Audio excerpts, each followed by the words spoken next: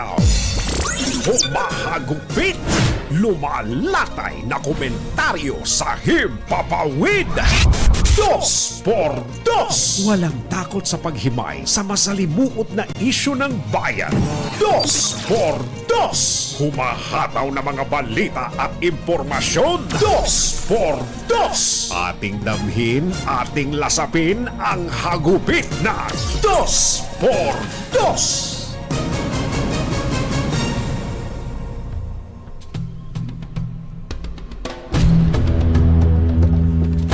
May good news! Pero meron din daw bad news. Yan. Sa panukalang budget ng Department of Health para sa susunod na taon. Ang good news, itinaas sa 2.02 billion ang pondo para po sa cancer control at cancer patient assistance para labanan ang sakit na pumatay ng halos 60,000 Pinoy noong 2021 o isa kada 9 na minuto. Yan ang good news. Good news. Ang bad news naman, nanganganib daw pong bawasan naman ng 10 bilyong piso ang pondo ng Department of Health dahil kailangan daw pong maging mas maingat ito sa paggastos sa susunod na taon. Ganon? Oo, ganun pala ngayon. Ibig sabihin, meron silang hindi nagastos. Meron silang hindi nagastos. Gaya nung sinasabi natin. Na malimit, hihingi ka, ayaw mo naman gamitin. Hindi mo naman pala kailangan. Sa kabuuan, ang health services sector ay pinaglaanan ng 325 billion pesos sa 2024 sa ilalim ng cash-based budget.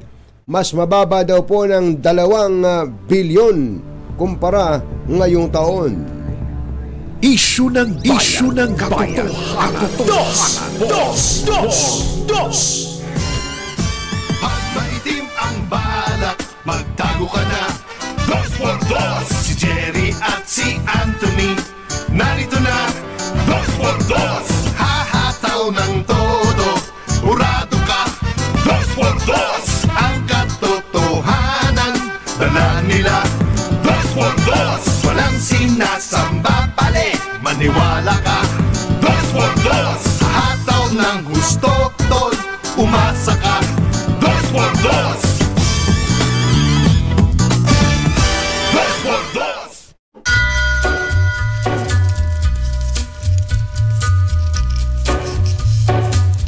Hi. Maganda morning. Lamig. Magandang umaga, bayan! Ito po si Jerry Baha. Ito po naman si Anthony Taberna. Muli pong sumasa inyo ang 2x2 sa umagang ito ng Friday! Yuhuu! Ay feeling Friday ho talaga ngayon dahil tayo ay nakadali ng panibagong long weekend. Teka, ano ba ginagawa natin dito ngayon na kumbatsire? Holiday ngayon na. Holiday ngayon. Mother, where is father? Holiday ngayon na. Ngayon po ay August 21. Pero hindi po sa mga pula sa kalendaryo. Hindi, oo nga pala, hindi pula sa kalendaryo. Ibig sabihin ito ay special lang. Special Kaya, non-working holiday. Mabuti siguro kung batsero ay ating basahin na kaagad ang paalala ng DOLE, Department DOLE. of Labor and Employers.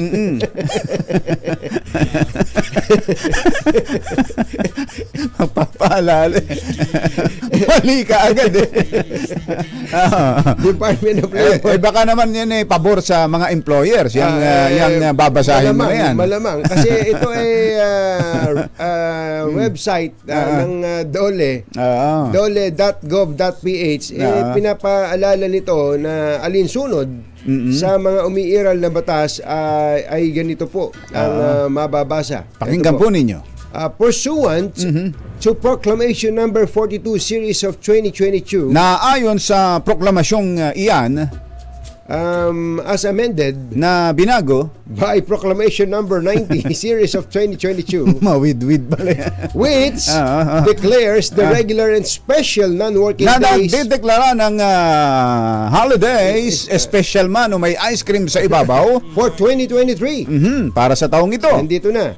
The advisory prescribes the following pay rules for the special non-working day on August 21. Isinasaad sa alituntuning ito ang pagpapasweldo sa mga special o non-working holiday. On August 21, Ayan. Ninoy Aquino Day. Ayan, Dito po, pakinggan po ninyo. For employees. Para sa mga empleyado. Who? Parang may aasahan tayong masakit na susunod. Na sino? Who did not report for work. Na hindi pumasok sa trabaho. Pakinggan po niyo mabuti. Eto na. The no work, no pay principle shall apply. Ayun. Ang hindi pumasok ay walang susweldohin. Nako. Oo, Baka ay ipatutupad. Yung mga iba dyan na pabanjing-banjing na Sabi, holiday. Holiday naman Holiday bayad ngayon. naman ako dito. Bayad Oo. naman ako ngayon eh. Oo, hindi pala. Dahil ito'y Special non-working day lang pala. Kaya ang sabi ng DOLE, the no work, no pay principle shall apply. ang prinsipyo ng walang pasok, walang bayad ay ipatutupad. Ang maaring itanong ng ating mga magulang at mga mahal na taga-subaybay, paano naman ang mga pumasok tulad ni Greg, ni Greg Arsinas, ni Mother, ni Giselle, si Yuwel, at iba pa. Pakinggan po ninyo. At ni JM, at ni Het, at ni kung sino-sino pa. Sino-sino pa. Employees. Ang mga empleyado, Who? na sino? Rendered work. Bakit ba? Napapasok. Ang mga pumasok naman Shall be paid ay babayaran an additional 30% ng dagdag na 30% of their basic wage ng kanilang karawang on the sahod first 8 hours of work, sa unang 8 oras ng kanilang trabaho. while Samantala, those who rendered overtime work ang mga sumobra naman sa oras ng pagtatrabaho shall be paid 30% of their hourly rate on the said day. Ayun. Ayan. So 30%, additional Ayan na. 30% din sa overtime. Yan po, mga kababayan. Sa paglagpas daw ng 8 hours. 8 hours. Pangbaga, Mother, yung ilang hours bang trabaho mo? 24 hours to. Paglagpas daw ng 8 hours, plus 30% plus din yung overtime rate mo. Yung per hour mo na yun. per Kaya hour kwentahin mo na yan ngayon. Ngayon, yung first 8 hours mo, may plus 30%. Plus 30%. Kaya sa yung regular rate yung mo. 30% mo na yon, Mother, tsaka yung additional 30% sa succeeding hours after 8 hours, i-order mo na. I-order mo na. I-order mo na ng ating almusal ngayong holiday. Yung mga ulitin lang po natin, yung mga hindi papasok, wala kayong asahang sweldo. Wala kayong sweldo. Pero No yung work, mga, no pay. Yung mga papasok ay may gantimpala. Ayan, 30%. Yun. Oo. Baka hindi ninyo, baka nakakalimutan ninyo. Kasi kanina nagtatanong, ba't ba holiday ngayon? Oo nga. Hindi. Kasi nga, hindi natin masyadong napapansin. Wala man lang ingay, wala man lang aktibidad para ngayon. Sa August 21 na ito, isang holiday. At dito nga sa pahayagang Philippine Daily Inquirer Combachero, nabansin ko itong isang kanilang istorya. Ninoy Aquino Day missing in NHCP calendar. Ganun. Ang NHCP na binabanggit ay itong National Historical Commission of the Philippines. Wala sa kanilang kalendaryo. Wala. Samantalang ang holiday nga yan eh. Holiday nga ito at ang buwan ng Agosto ay kinilala rin bilang History Month. Hindi ba? Dito sa Pilipinas. Ano Eh, ito? Parang baliwala sa kanila. Parang baliwala ba sa kanila sa National Historical Commission of the Philippines ang Ninoy Aquino Day? The mere fact na ito ay ginawang holiday, it means something. Ayan. What is something? Is there really such a thing? 40 years na nakalipas ng maganap po ang noong 1983. Nag-aaral pa ako niyan. Ako grade 3 ako noon. Kumbatsero. Oo. Nasa eskwelahan bata yan. Dahil anong araw yan eh? Nung maganap yan, di ba katanghalian yan? Actually, kumbatsero, dahil nasa probinsya kami, hindi naman namin naintindihan yung balita. Buong pangyayari. Mas busy kami dahil nung panahon na yon ay nabalitaan namin namatay si Tarzan.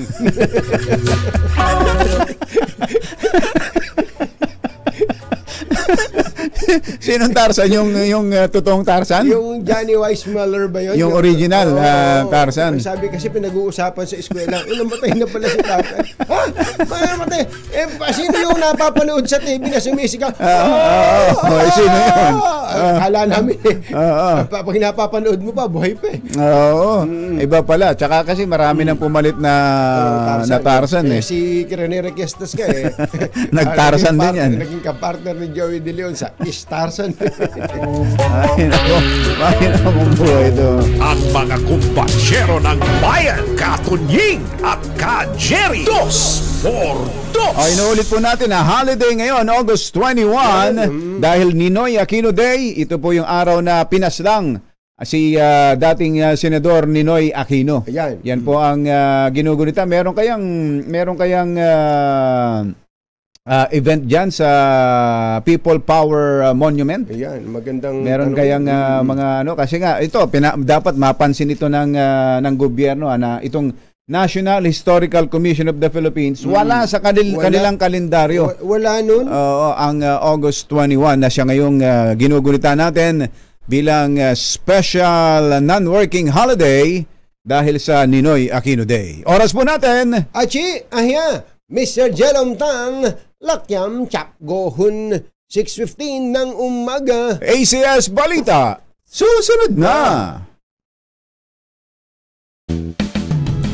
Ang sulok ng kapuluan, Luzon, Visayas hanggang Kamindanawan. Basta't may balita, ipagwagwagan ng sikat na tagapagbalita. ACS Balita, kasama ang 2x2 tandem Anthony Taberna at Jerry Baha. ACS Balita. Ang programang ito ay hatid sa inyo ng ACS Manufacturing Corporation, ISO certified, maker of world-class quality Pride detergent. Araw ng Lunes, Agosto 21, 2023. Narito na po ang ulo ng ating ACS Balita. Mahigit 300 medalya nasungkit ng Team Philippines sa 26th Annual World Championships of Performing Arts. PUP drivers, hindi muna sisingilin sa taas toll sa Cavite. Ilang transport groups pinalulusaw ang oil deregulation law, fuel excise tax sa harap ng unli oil price hike. Madalas na pagbibiyahe ng Pangulong Bongbong Marcos ipinagtanggol. Maaaring araw bumiyahe kahit araw-araw. Ayon kay Secretary Juan Ponce Enrile. Yan si Secretary Enrile. Motor riders o mga motorsiklo sa EDSA bike lane huhulihin na ng MMDA simula ngayon. 4 katao patay ng araruhin ng oil tanker ng 3 motorsiklo sa Negros Oriental.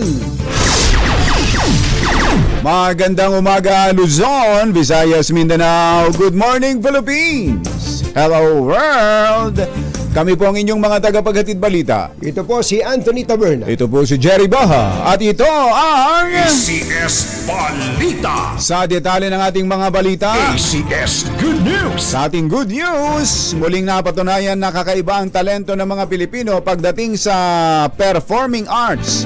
Ito ay makarang masungkit ng Team Philippines ang kabuang 362 medals sa 26th Annual World Championships of Performing Arts noong Agosto 6. Itong Annual World Championship na ito ay isang event kung saan ay mahigit sa 70 bansa ang kalahok upang ipakita ang kanilang talento sa pag-awit, pagsayaw at pag-arte.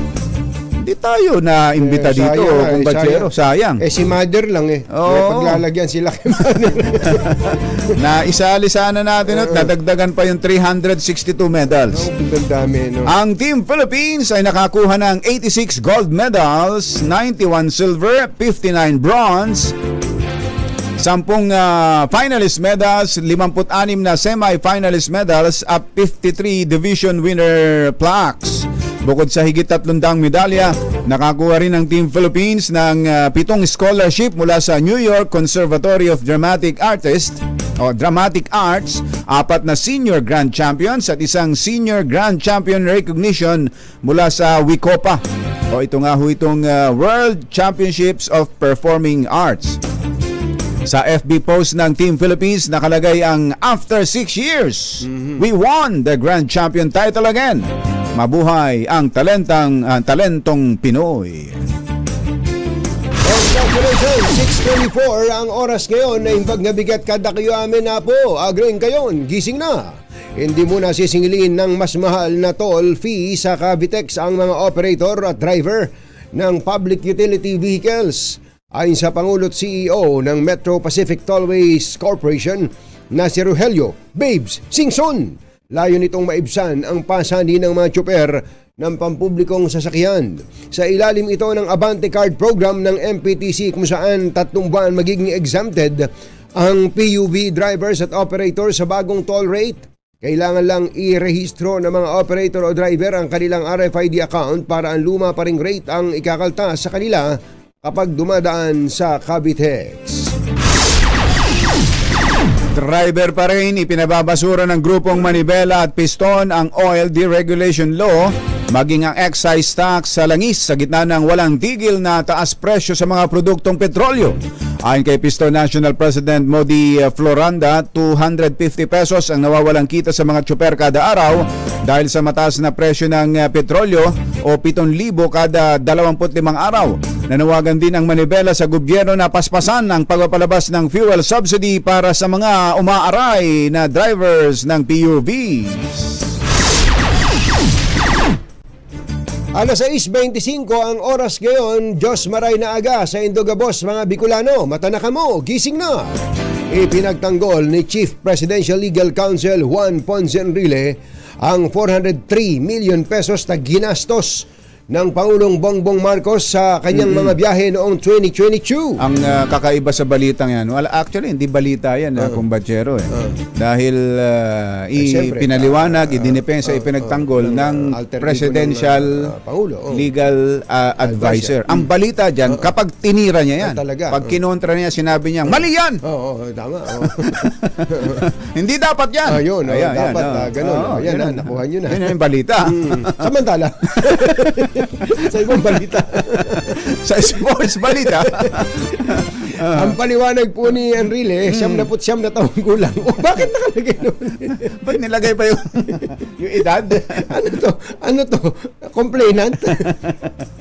Ang mga biyahe ng Pangulong Bongbong Marcos ay para sa bayan at hindi naman pwedeng lumipad o lumangoy nang hindi gagastos.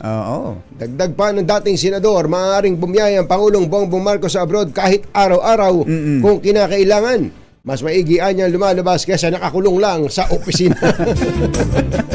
Talaga naman, ano? Yan ang kakampi. Yan talaga. Pero yan ang tinatawag na magandang kaibigan, masamang kaaway. Kasi alam na niya lahat. Ay, buhay! Alas 6:27 ang ating oras. Mahimbuntagan ninyong tanan mga Bisaya, mata na maputiha. Gising na ba kayo? Simula ngayong araw, huhulihin na at pagmumultahin ng MMDA ang mga nagmumotor na gumagamit ng bicycle lane sa EDSA. Sa FB post ng MMDA, ang sino mang mahuhuling dumaraan sa nasabing lane ay pagmumultahin ng 1,000 piso. Magkano? 1,000 piso. Isip-isipin ninyo. At hindi lang yan. Ano pa? At titikitan. Naku, yun ang mabigat. Teka muna. Nagmulta ka na nga, titikitan ka pa. Pwede ba tikitan mo na bago pagmultahin? Greg? Ikaw, Greg, dumaan na sa kamay mo to. Hindi pa inayos Kaya ka nga pagmumultahin dahil natikitan ka. Pero ito, ang dating nito, ang mga dumaraan sa nasabing lane ay pagmumultahin ng 1,000 piso. At ano pa? At titikitan. Hindi ko pa ticket mo, nagbayad na ako. Paliwanag pa ng MMDA. Nagpaliwanag kasi ito pa pala. Ang bicycle lane ay inilaan para sa mga nagbibisikleta at hindi para sa motorcycle riders. Yan, Dagdag pa ng MMDA. Hindi pa pala tapos.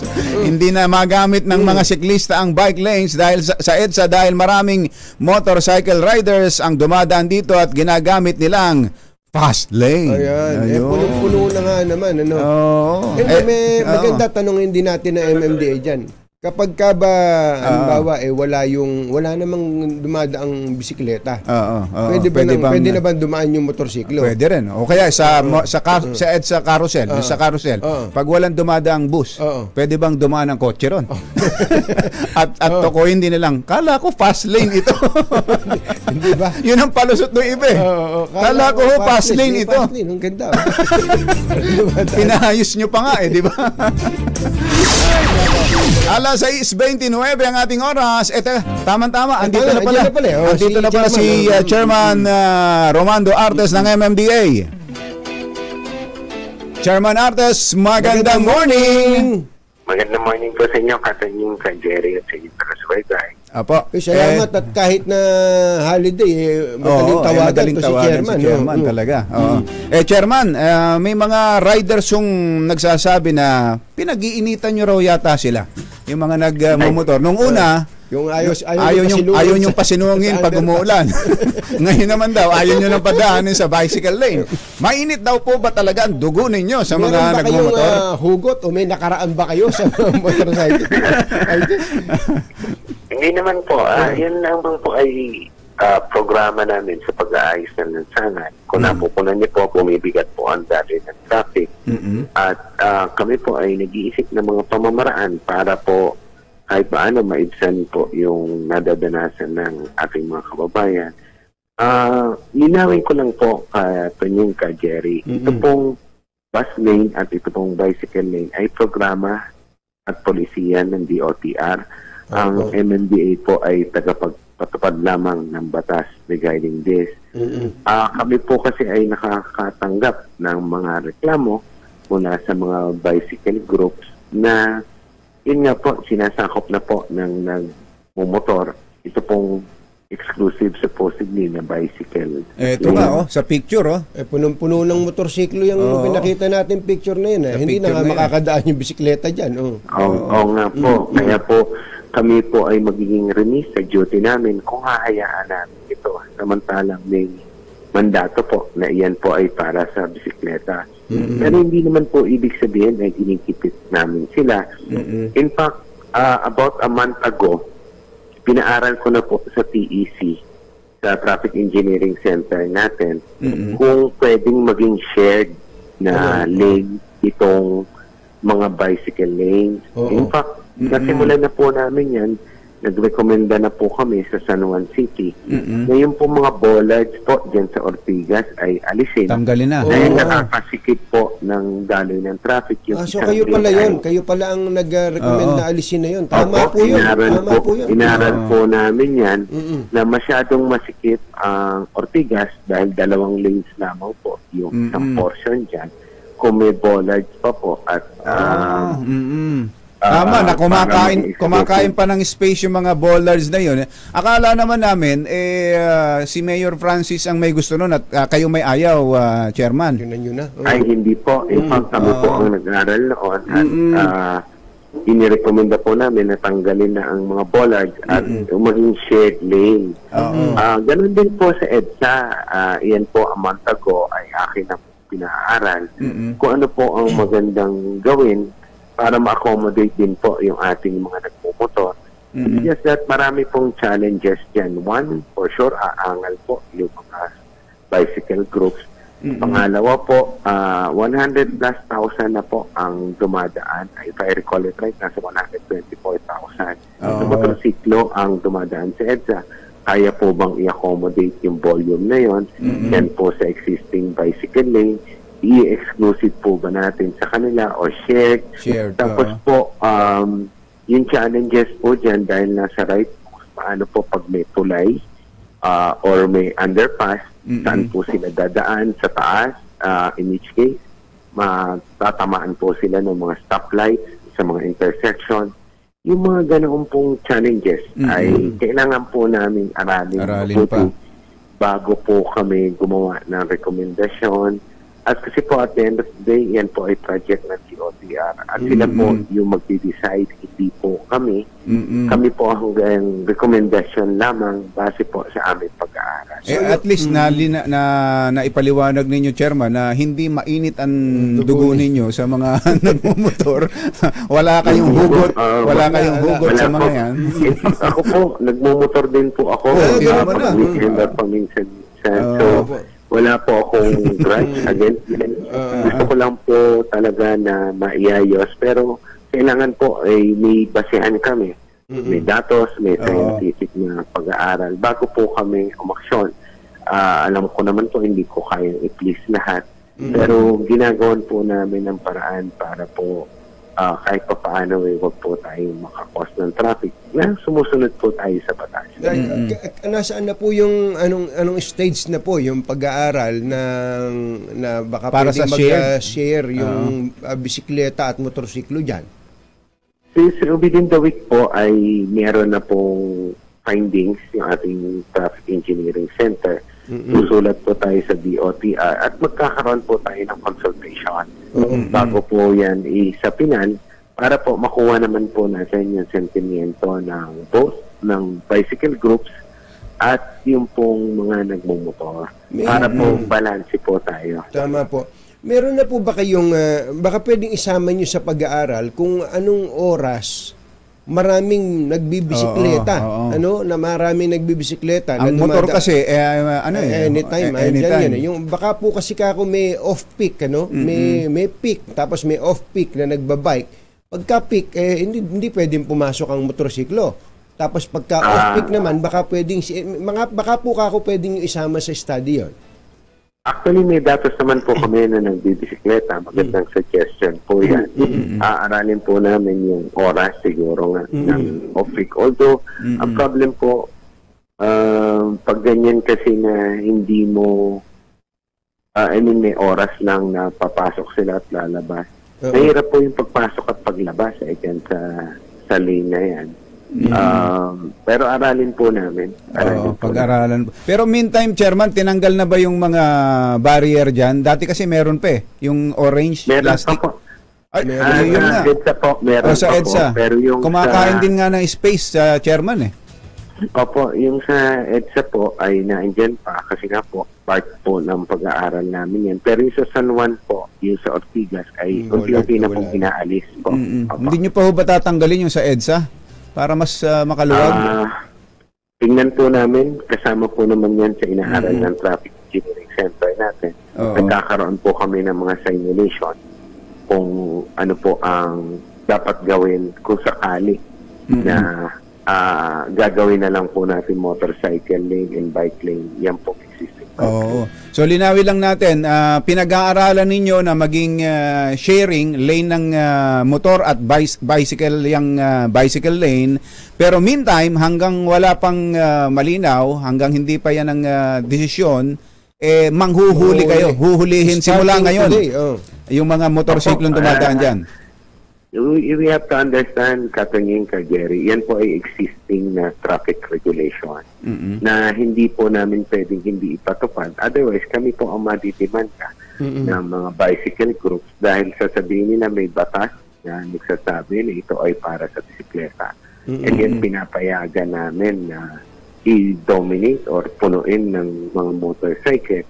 We understand din naman po yung mga nagmumotor na gusto nilang mapabilis, pero kailangan po namin i-balance yung mga karapatan nila na hindi po kami tumatalikod sa obligation namin na ipatupad yung batas regarding this. Kung hindi shared lane, tinitingnan nyo rin ba yung bukod naman na lane para sa motorsiklo?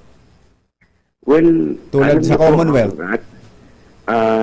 Medyo ang keep. ano po yan kasi makipot na yung EDSA. anytime na magbawas po tayo ng linya ay kadagdagan traffic. Although kami po, inaaral po namin sa ngayon din na i-elevate yung walkway and yung bikeway sa EDSA para po magkaroon ng exclusive naman po na mas malaki para sa motorsiklo po. Ano po ba yun? Nasa planning stage pa lang o feasibility pa rin? Feasibility study po at yung pong detailed engineering design kasi marami rin pong challenges yung sa mga initial po namin pag-aaral. Unang-una yung mga utilities. Siyempre po pero yun sana maganda. Ayan. Pagka ganun, solve ang problema. Palagay ko kapag nangyari yun, Chairman, lahat na ng tao maglalakad na lang dyan. Lapit-lapit niyang monumento hanggang Pasay.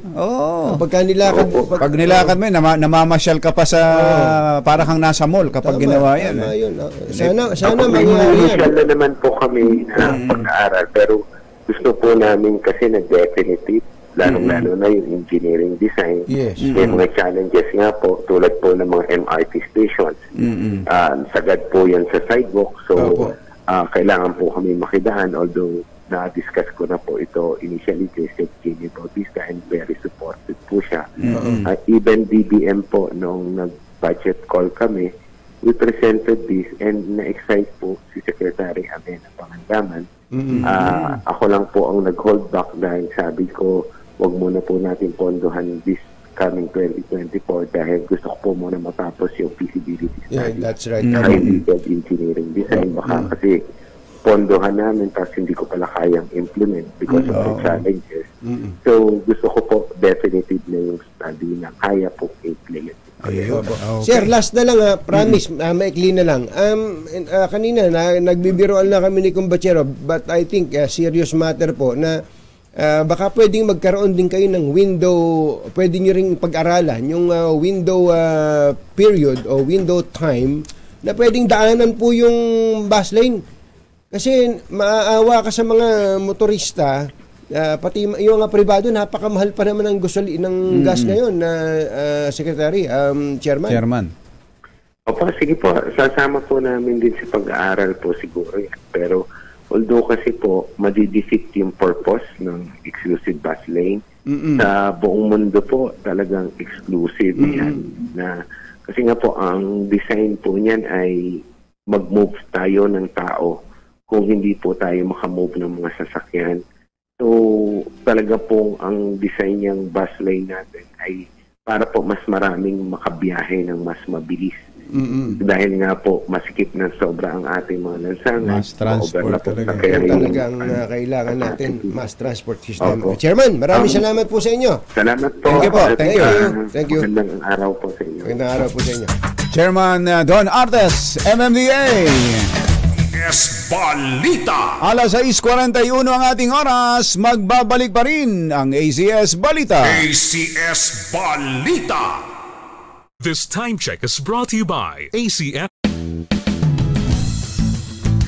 Walang balitang makakaligtas, walang balitang makakalampas, saan mang sulok ng kapuluan. ACS Balita! ACS Balita! Ang programang ito ay hatid sa inyo ng ACS Manufacturing Corporation, ISO Certified, maker ng world-class quality Pride detergent.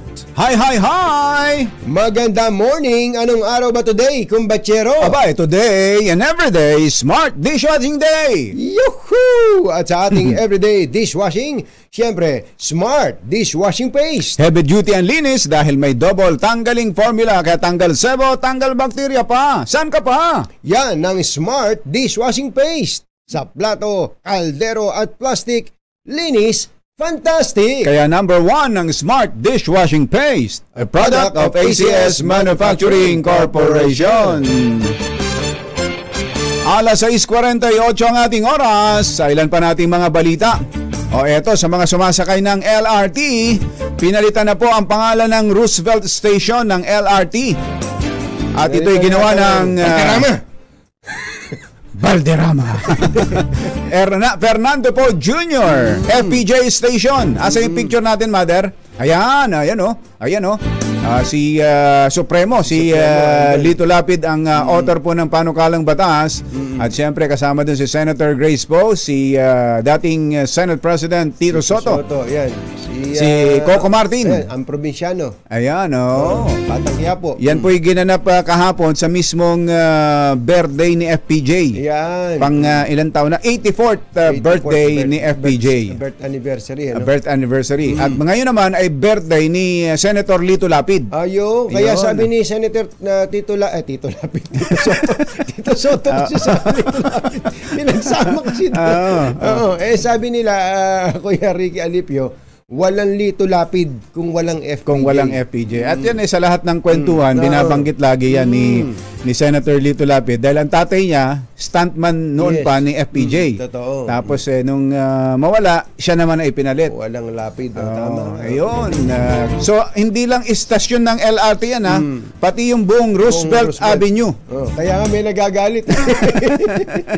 Magandang morning, Aya Jerome Tang. Lakyam shop kauhon. Ayun, Engineer Tony Nanggel, tama po kayo sa narinig nyo kanina sa Negros Oriental po. 4 katao ang nasawi, kabilang ang 3 miyembro ng isang pamilya, habang isa ang sugatan ng araruhi ng oil tanker ng 3 motorsiklo sa Bacong, Negros Oriental. Kinilala ang mga nasawi na si Ruel Pascua, 47, misis na si Annalie, anak na si Shelly, 15, at Meliton Blanco, 59 years old, habang sugatan naman si Wilson Kial, 43. Nasa custody na po ng Negros Oriental Police ang driver ng oil tanker na si Albert De Baguio. Ayon sa report, nag-overtake si De Baguio sa sinusundang motorsiklo hanggang sa sumabog ang gulong ng minamanehong tanker oil at tanker. nawalan ng kontrol sa manibela. Sus Mariano Caindo. Napunta ito sa kabilang linya hanggang sa araruhin ng motor ng pamilya Pascual, Blanco at Kial. Walang laban ng motorsiklo. Pupuntahan ka ng linya ng tanker. Talaga. Ilan ang patay? 4? 4, kumbatsero, at may mga sugatan. Kinasuhan na po ang driver ng tanker. Naghatid sa kabuuan ng ating ACS Balita. Ito po si Jerry Baha. Ito po naman si Anthony Taberna. Kasama ang 2x2 tandem Anthony Taberna at Jerry Baha. ACS Balita. Balitang makatotohanan. Balitang maaasahan. ACS Balita. Ang programang ito ay hatid sa inyo ng ACS Manufacturing Corporation, ISO Certified, maker ng world-class quality Pride detergent. Ulang ang takot sa dalawang to. Kaya kung maitim ang balak, Magtago ka na! Anthony Taberna, Jerry Baha, 2x2.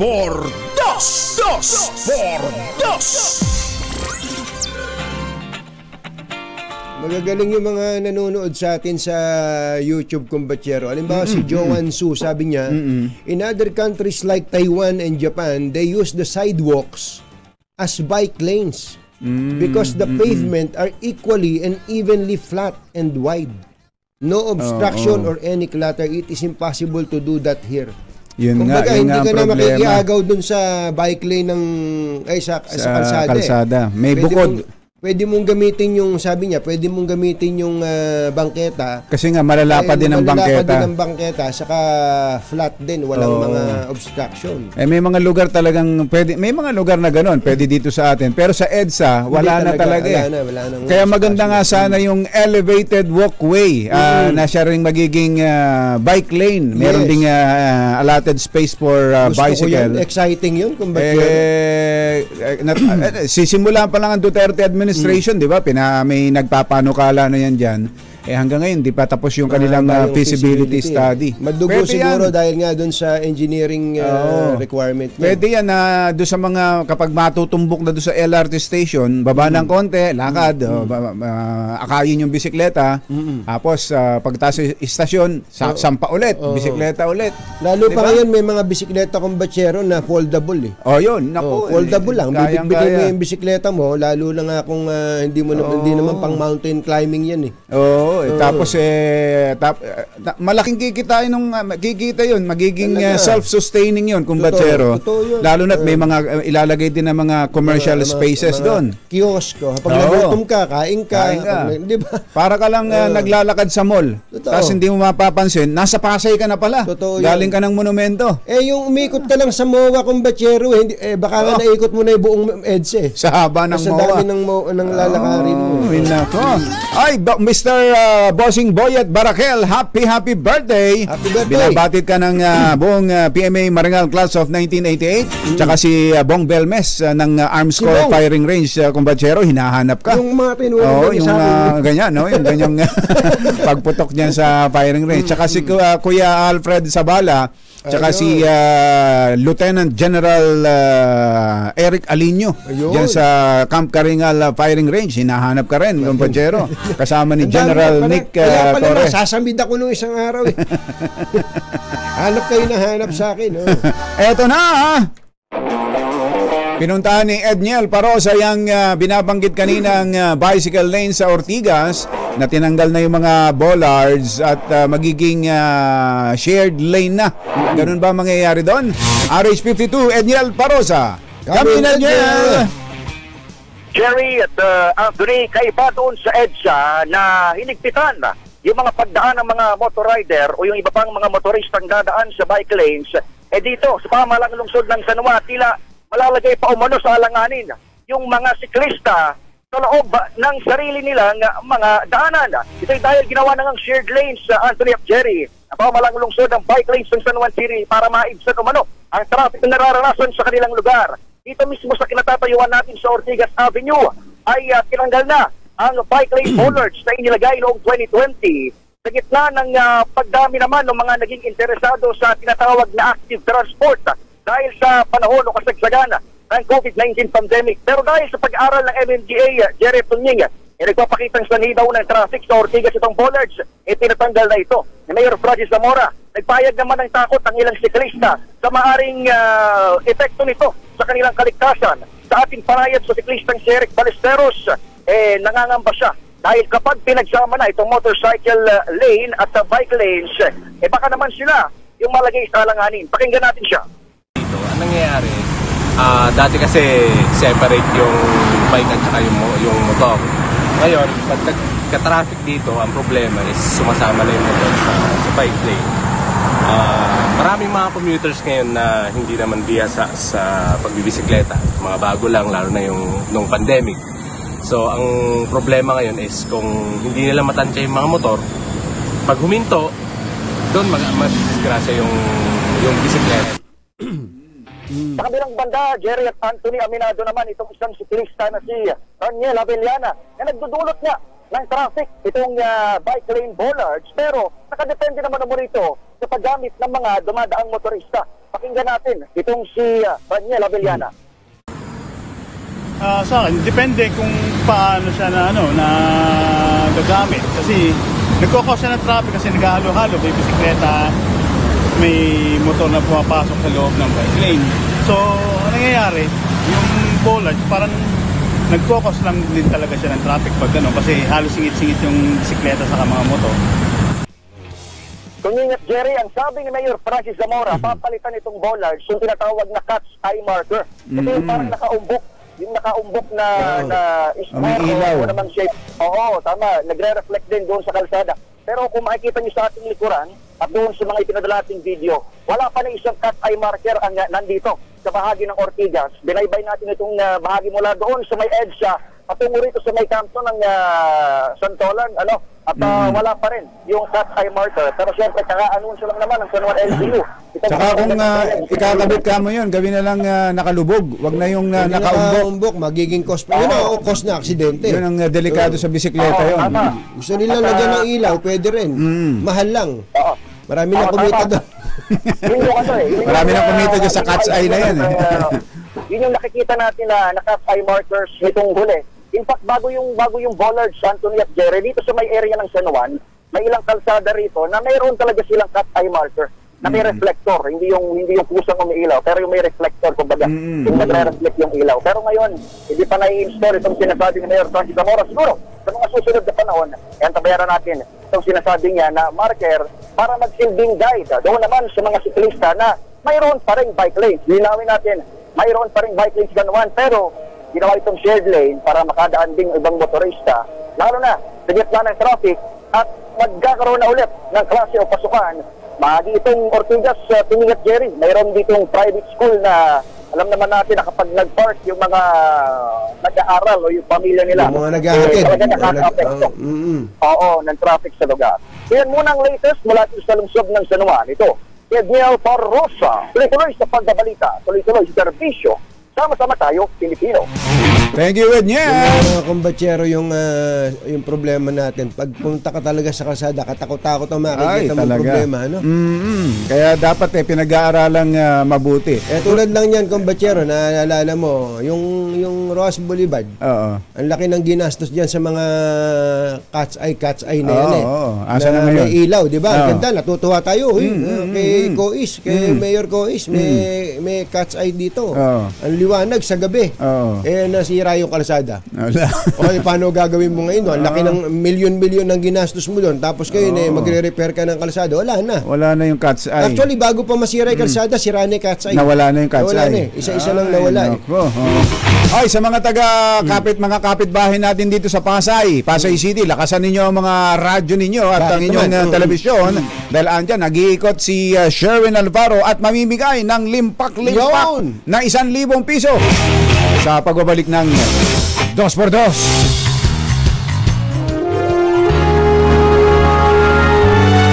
Kauna-unahan sa Pilipinas. NBC Manila Broadcasting Company. DZRH. Member, kapisanan ng mga broadcaster ng Pilipinas. Member KBP, oras. Kapopoy, Pompiang. 7:07 na ng umaga. Balitang bagong-bago. Balitang dapat alam mo. Balitang magdadagdag ng talino. Dahil bagong impormasyon. Makibalita. Unang-una sa DZRH. Pangunahing balita. Kasama ang 2x2 tandem nina Anthony Taberna at Jerry Baha.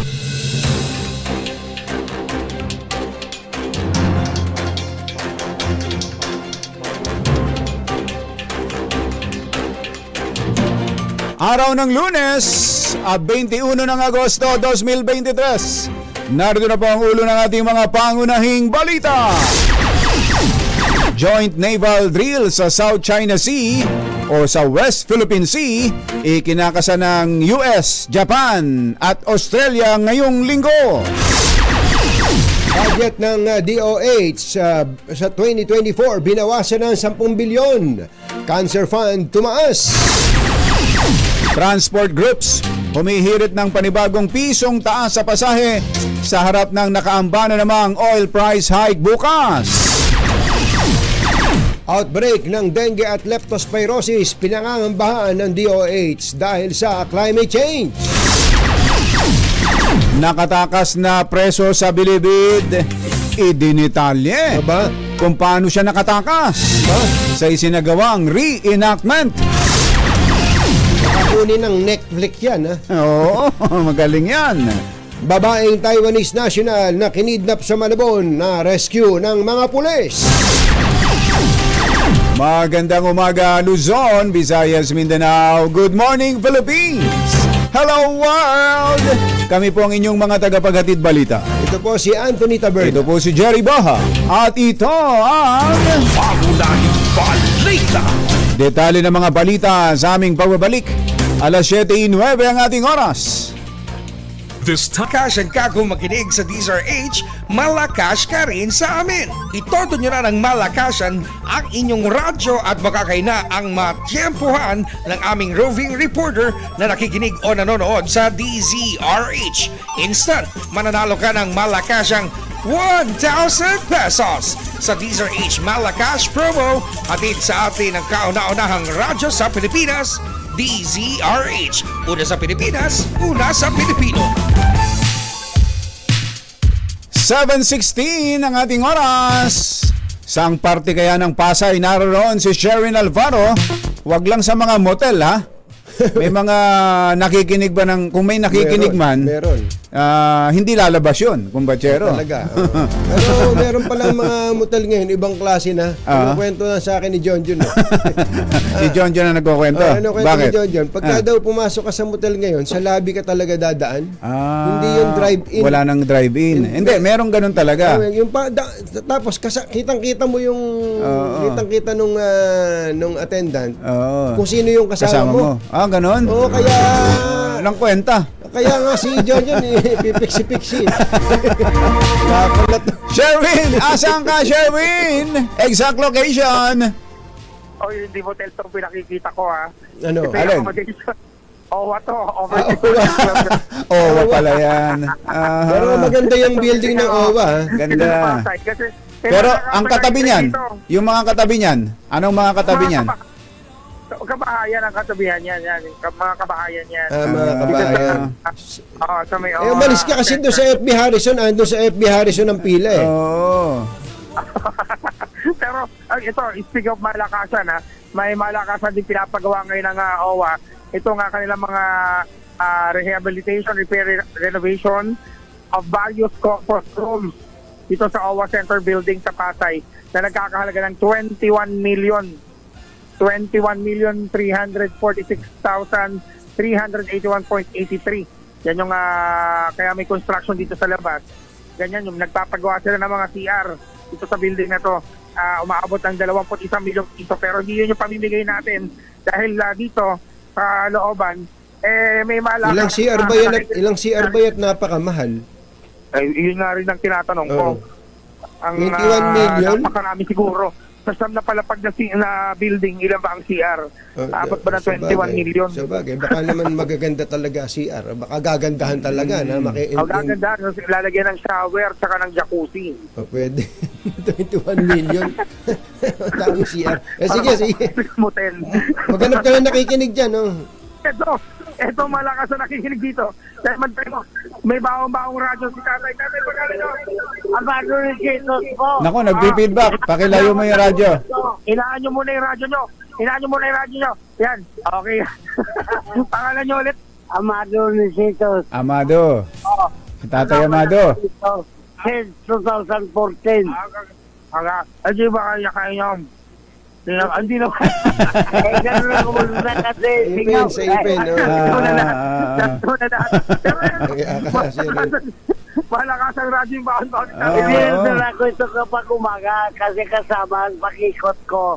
Kasi maraming magnanakaw sa amin. Yung mga wiring na ang CCTV namin, nanakaw yan. Pag inabot ko, balang sila basta ganun. Araw-araw yung ginagawa ko sa gabi. Hindi sa umaga na, simula 6 hanggang 8 o'clock yan. Sa gabi pag matulog, 7 o'clock, papasok ko sa mga eskinita. Kasi nanam ko kasi baka masalisihan yung mga pinto nakabukas. Maganda yung trabaho ni Tatay. At habang rumuronda, may dalang radyo. Dalang radyo. Yan habang rumuronda. Baon-baon yung radyo nyo habang rumuronda kayo. Yes, sir. Para naman pero siyang kasama na radyo. Kasi pagkakuha ko ng balisa ng mga bago talaga araw-araw. Matagal na kayo nakikinig. Matagal na po. Alas 3 pa lang yun. Palmuros pa lang ang nag-iinit ako ng tubig. Para makikot ako. At hanggang hanggang mamaya na yung hapon. Mula ba nung pagkabata nyo, nakikinig na kayo sa DZRH? Kapag nanganganian ako, pinumuglan ko, DZRH pa rin. Pag wala, agad ako sa bahay, sa kwarto, nag-ano ako, nanonood sa TV. TV naman, lumilipas sa TV. Yung misis ba, nakakamusta nyo pa? Siyempre. Lagi nasa labas eh. Kung hawak radyo, nakakamusta pa ba yung misis? Alam mo, sir, galit yung anak ko saka yung misis ko sa akin. Bakit? Eh, bakit na ikot na ikot? Malabo na yung mata ko kasi operado na ito eh. Operado na yan. Dalawang operado na ito eh. Yung nga, huwag na kayo masyado mag-iiko. Eh, tingnan mo yung paa ko, nagtanggal yung buko. Kakaikot yan. Bigyan na, bigyan mo na, Sherwin. Malakas na mag-ikot si tatay. Ito, bigyan natin ng 1,000 pesos. Thank you. At siyempre, meron din t-shirt at t-shirt. Thank you, sir. Thank you. Ayun, maraming salamat din sa inyong pakikinig at panonood sa Lisa Rich. At si Chairman Vic, magandang umaga. Magandang umaga po. Okay, may tatakbo ngayon? Lalaban po akong barangay chairman. Ayun, lalaban ng barangay chairman si Chairman Vic ng barangay. Ano to, barangay? Barangay 24 Zone 4. 24 Zone 4 detail sa Pasay City sa likod lamang ng OWA. Kaya naman sa mga malakasan gustong manalo ng 1,000 pesos, makinig at tumutong sa Deezer H. Baka kayo nang susunod na manalo ng 1,000 sa Deezer H Malakas. Promo hours number 6, Sherwin Battle para tuloy-tuloy sa pagbabalita, tuloy-tuloy sa serbisyo. Sama-sama tayo, Pilipino! Thank you, Sherwin. Alas 7:22 ang ating oras. Mga nangunguna at mga bagong balita sa DZRH. Pangunahing balita. Sa detalye ng ating mga balita, nakatagdang magsagawa ng joint naval drills sa South China Sea ang Japan, Amerika at Australia ngayong linggo. Sa report ng Kyodo News Agency, hindi makakasama ang Pilipinas sa joint drills. Dahil malalaki ang aircraft ng tatlong nabanggit na mga bansa at hindi magkakasya sa decks warship ng Pilipinas. Baka sa alon lang ng mga lilikahing alon lang ng mga warship na ito baka tumagitagilid yung mga barko natin, ano. Ilalabas ng Japan ang kanilang maritime self-defense, ang kanilang largest destroyer na Izumo, habang amphibious assault naman sa Royal Australian Navy at US Navy. Ang ikinakasang joint drills ay upang matiyak na may patutupad ang Code of Conduct at pagkakaroon ng freedom of navigation sa West Philippine Sea. Aabot sa 10 bilyong piso ang makakaltas sa pondo ng Department of Health sa 2024. Sinabi ni House Deputy Speaker Ralph Recto na ang budget cut ay epekto ng malaking payroll sa DOH na pinalala pa ng mataas na alokasyon para sa debt service sa susunod na taon. Ang proposed overall budget ng Health Department sa 2024 ay tinakda sa mahigit 199 billion pesos, mas mababa ng 10 bilyon kumpara sa 209 billion pesos ngayon 2023. Formal nang iniharap na isang transport group sa LTFRB ihaharap bukas ang petisyon para sa pisong dagdag pasahe sa mga jeepney. Bukod sa 1 peso provisional fare increase sa unang kilometro, hihirit ng karagdagang 50 sentimos na pagtaas ang pasang Mazda sa bawat susunod na kilometro.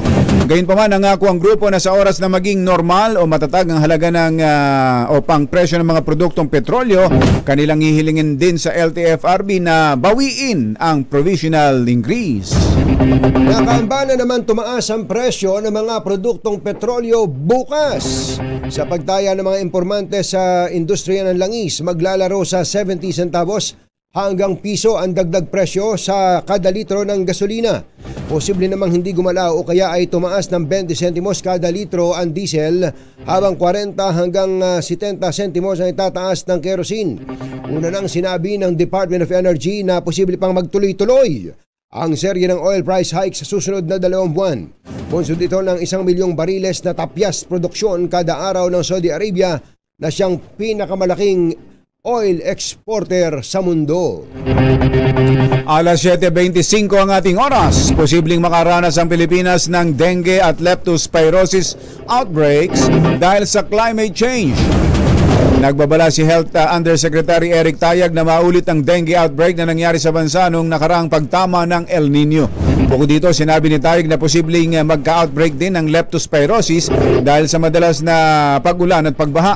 Sa datos ng DOH, 80,300 plus ang naitalang kaso ng dengue sa bansa mula pagpasok ng 2023. 2,000 plus naman ang naitalang leptospirosis cases nationwide. 59% itong mas mataas kumpara sa kaparehong panahon noong 2022. Nailigtas ng Malabon City PNP sa kamay ng mga kidnapper ang isang Taiwanese national sa Malabon City. Arestado naman ang dalawang Chinese suspect na sina Cheng Qinglin at Ma Pongqin. Sino? Sina Cheng Qinglin at Ma Pongqin. Nakapwa residente ng naturang lungsod. Ayon sa pulisya, natunton ang kinaroroonan ng biktima matapos na matukoy sa pamamagitan ng GPS at Global Positioning System ang isang bahay sa Sapak Street, Victoneta North, Barangay Potrero. Ayon pa sa biktima, piniringan siya ng 7 Chinese nationals at dinala sa Oak Street sakay ng isang private car. Kwento pa nito na 2 beses umano siyang ginahasa ng leader ng mga kidnapper. Naku po. Noong August 18, kahit pa nagpadala siya ng cash money via online transfer sa halagang $71,428. Dapat mabilis ang kilos ng otoridad dito sa prosecution nito, kumbachero. Correct. Kidnapping with rape pa na to eh. Matindi. Oo. Susunod! Dito po! Sino itong dating komedyante na ngayon ay opisyal na ng gobyerno? May silosong boyfriend. Aba? Laging binubuklat ang wallet. Binibilang ang baong kondom. Ano ba ang posisyon nito ngayon? USEC? ASEC? Secretary? Yung dating komedyante, hindi na to nagpapatawa ngayon.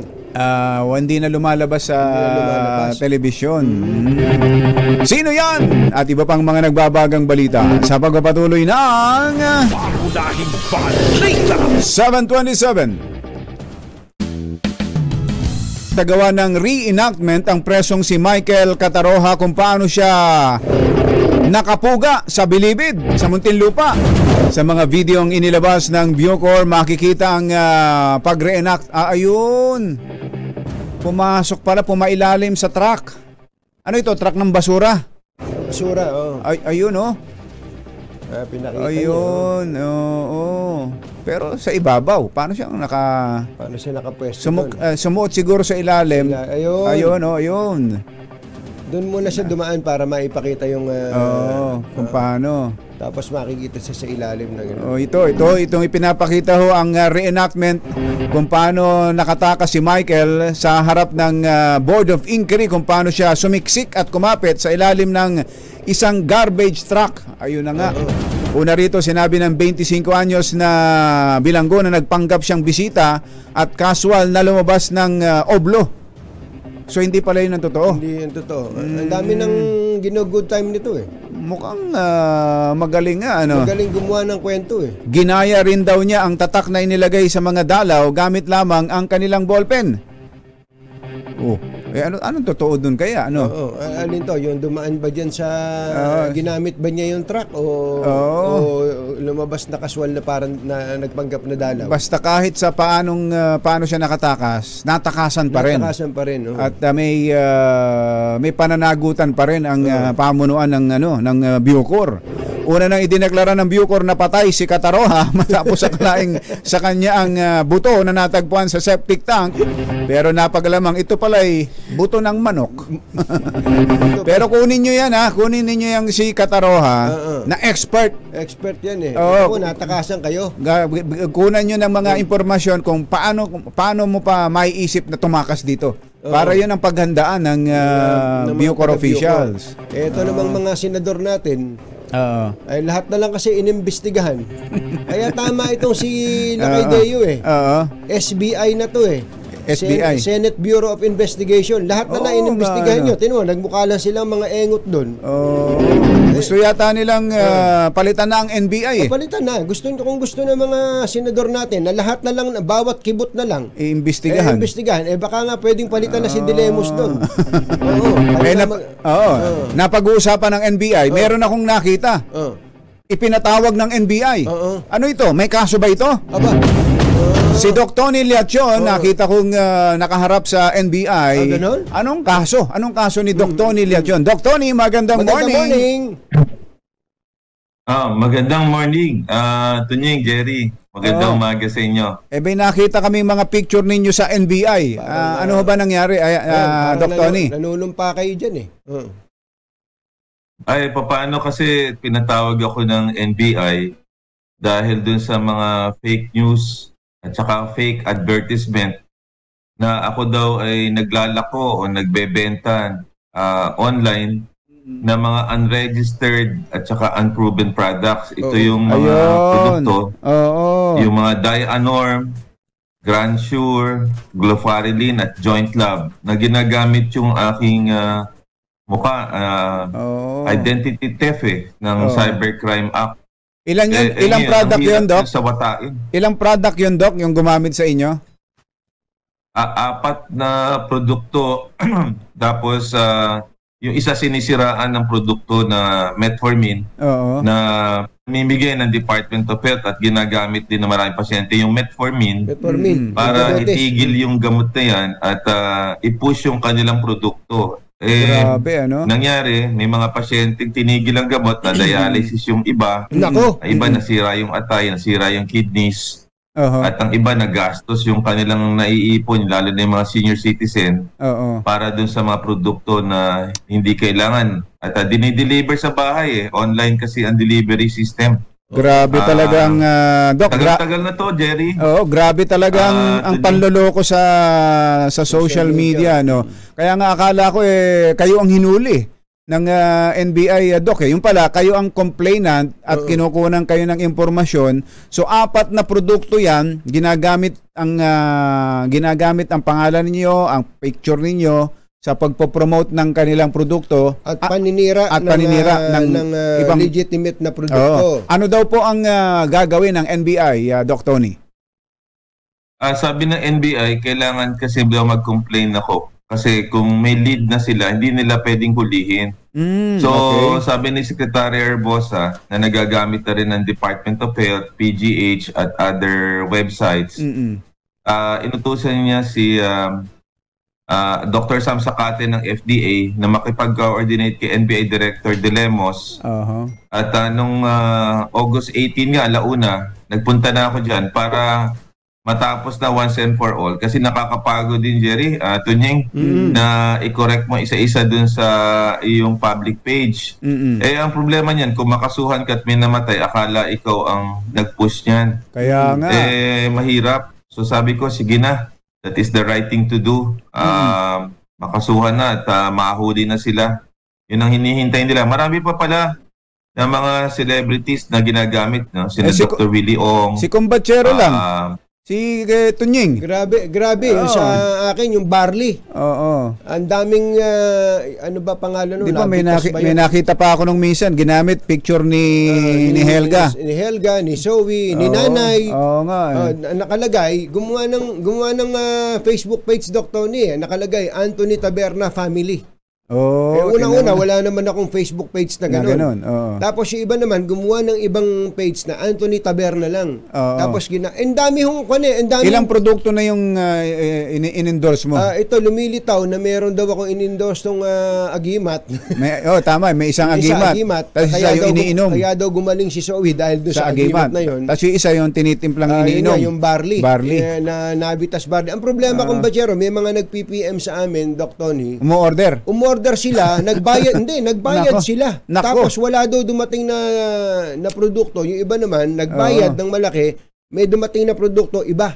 Kaya tinatanong, Katonying, saan ba pwedeng makabili ng legit na barley? Sabi ko, ba't ako tatanungin nyo? Nako. Ilang beses naman tama ka, Doc Tony, nakakapagod Ilang beses na po akong nag-upload ng video na nagsasabing huwag kayong maniwala at manloloko tong mga to. Marami pa rin naloloko. Pero yung sinabi ng NBI Combatchero na kailangan pang mag-complain, palagay ko naman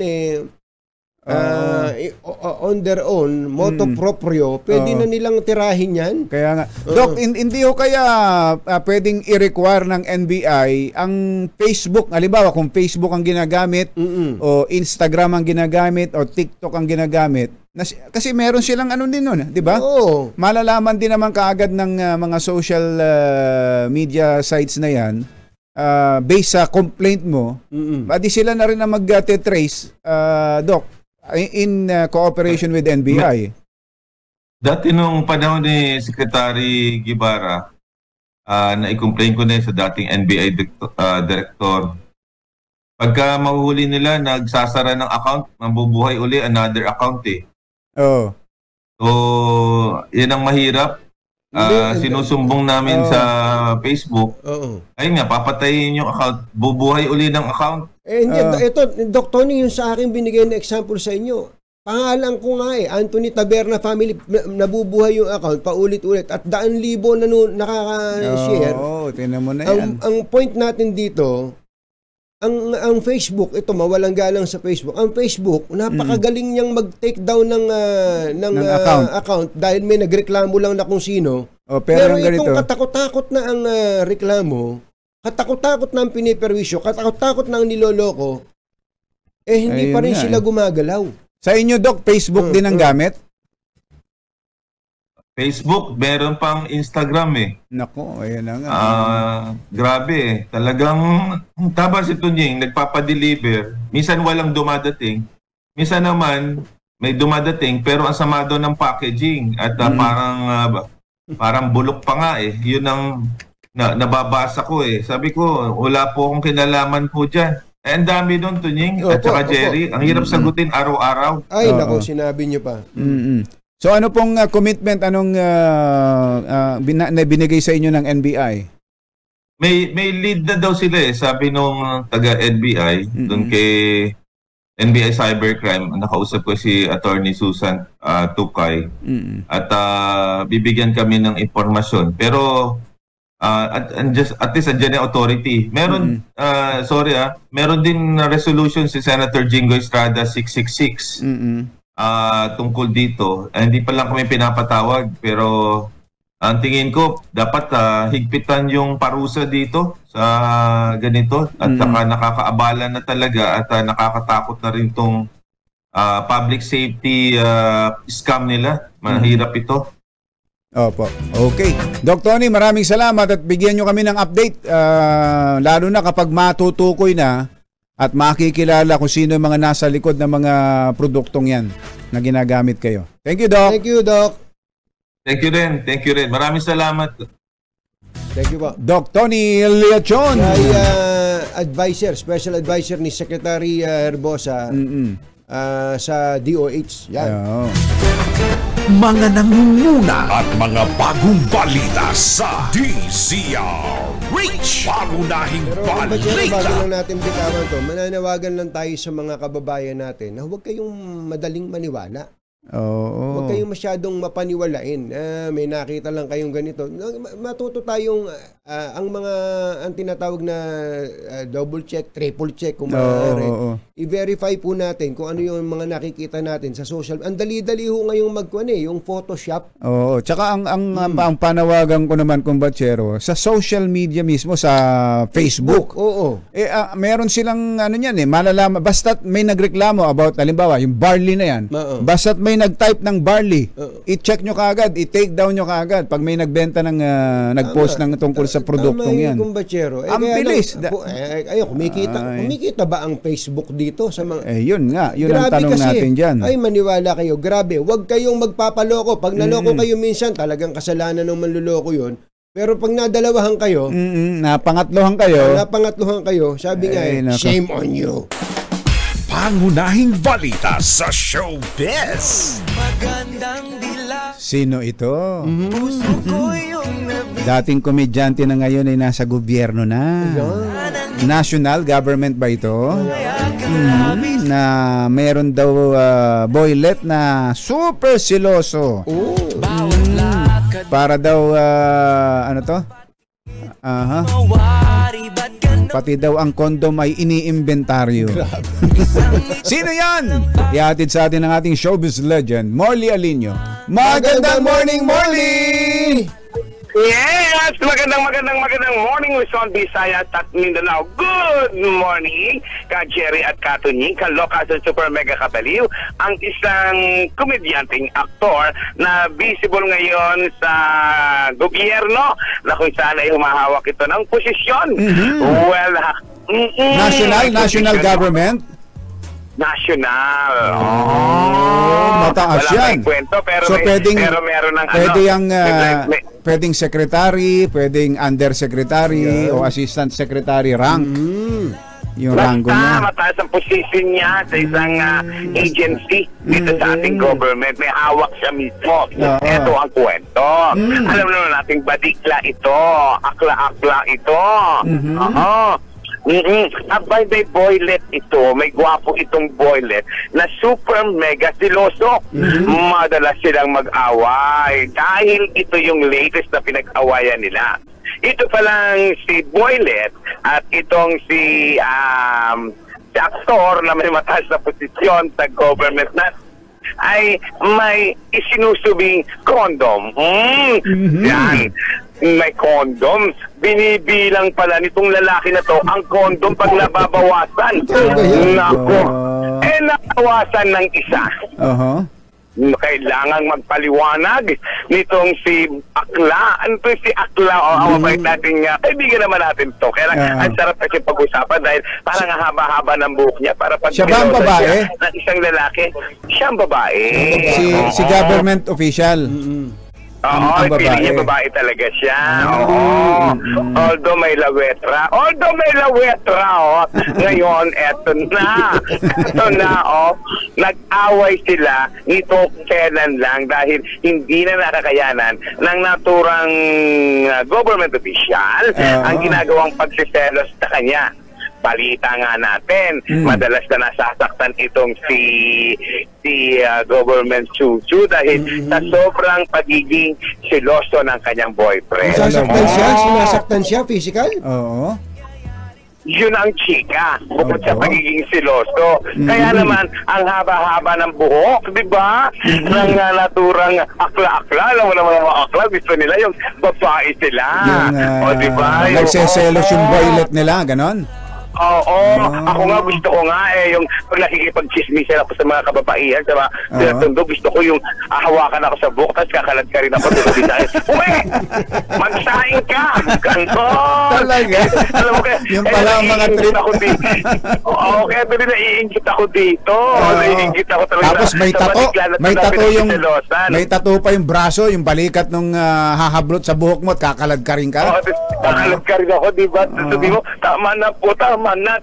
O, mga ganon. O kaya yung eksena naman. Alam mo mga ganon, mga eksena. Gusto ko yung nakikipag-away siya. O kaya makikipag-away. Tapos, harang, tama na. Huwag ka na makipag-away. Mga ganon, gusto ko yung eksena. Yung babae ka.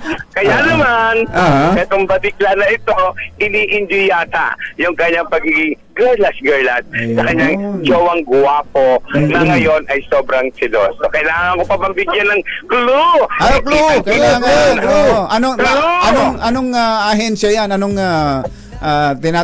trabaho nila sa gobyerno? Eh di, siyempre yung palipad-lipad, mga ganon. Palipad-lipad. Umaalis ng Pilipinas. Mga ganon, mga eksena. OFW. Mga may kinalaman sa OFW.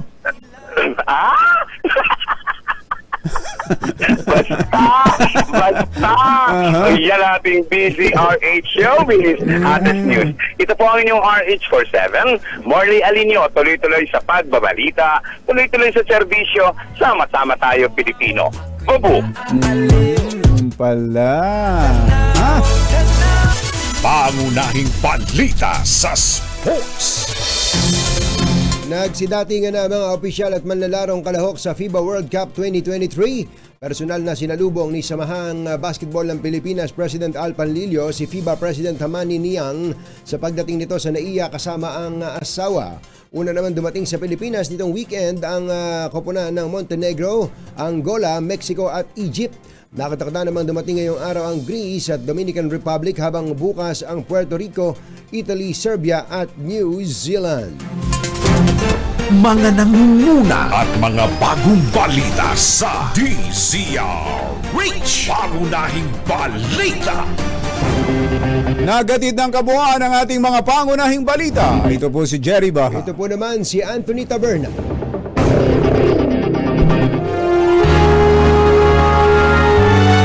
Kauna-unahan sa Pilipinas. NBC Manila Broadcasting Company. DZRH, member, kapisanan ng mga broadcaster ng Pilipinas. Member KBP, oras! Oy, Mami Malu Velasco, happy birthday, Mami Malu Velasco. Wala po ba tayo dyan? Ay, birthday pala ni Mami Malu. Ang pinaka-sexing senior citizen sa Balat ng Lupa. Oo nga. Mami Malu, happy birthday at belated happy birthday din kay Kuyang Romel de la Cruz. Kuya Romel, happy birthday sa iyo. Kuya Egay Saragosa, Doc Egay. Ay, nag-birthday din yan. Belated happy birthday, Doc Egay. Doc Egay, oras po natin, Engineer Tony Nanggel. Oy, Engineer Doming Mariano. 12 minutes bago ang alas 8 ng umaga. Lang ang takot sa dalawang to. Kaya kung maitim ang balak, magtago ka na. Anthony Taberna, Jerry Baha, 2x2. 2x2. Ay, antabayanan nyo ha. Antabayanan nyo po ang report ng ating mga RH reporters. Si Val Gonzales ang tinututukan yung bike lane dyan sa EDSA Muñoz na ginawa ng terminal. Ng mga POJ. Pambihirang pati si Boy Gonzales. Ano yung binabantayan ngayon ni Boy? Greg?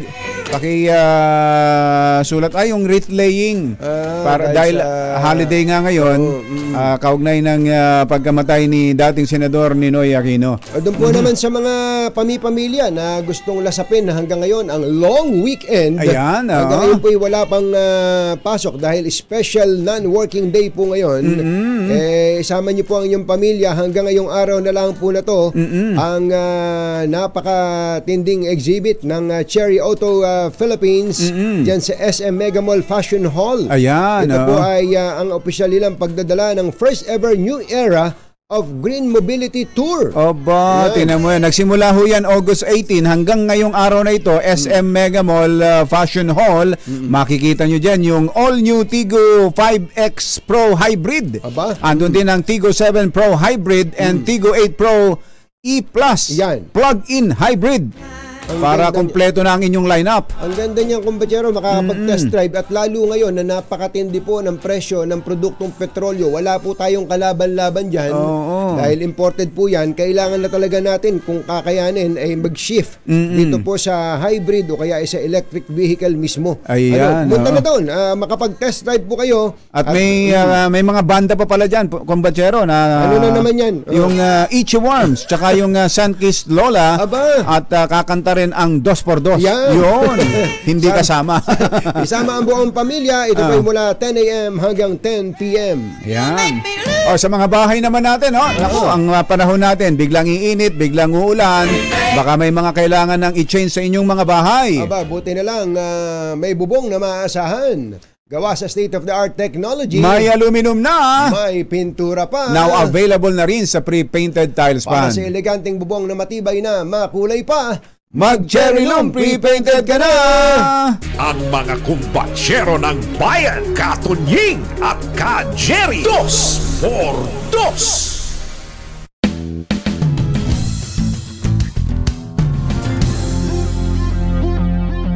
Una na naman ang kauna-unahang